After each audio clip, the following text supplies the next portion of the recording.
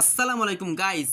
এইখানে নাকি 180 টাকায় পিৎজা পাওয়া যায়, তাই এখানে আমরা এসে সবার আগে তাদের এই 180 টাকা দামের চিকেন চিজ পিৎজা অর্ডার করে দিই। তারপরে তারা এইভাবে তৈরি করে তাদের পিৎজা গাইস। তারপরে তারা তাদের এই পিৎজার উপর দিয়ে দেয় রেড সস এবং ভালোভাবে তৈরি করে তাদের পিৎজা, যেটা দেখতে অনেক সুন্দর লাগছিল। এরপর তারা অ্যাড করে দেয় চিকেন এবং অনেক অনেক চিজ। তাদের এই চিজ অ্যাড করার পর তারা তাদের এই পিৎজাতে আরও অনেক ধরনের মশলা দিয়ে দেয়, যা দেখতে অনেক সুন্দর লাগছিল। এবং বিভিন্ন ধরনের মশলা দেওয়ার পর তারা তাদের পিৎজায় সস অ্যাড করে দেয় এবং তারপর চুলায় নিয়ে যায় তাদের এই পিৎজাকে বেক করার জন্য।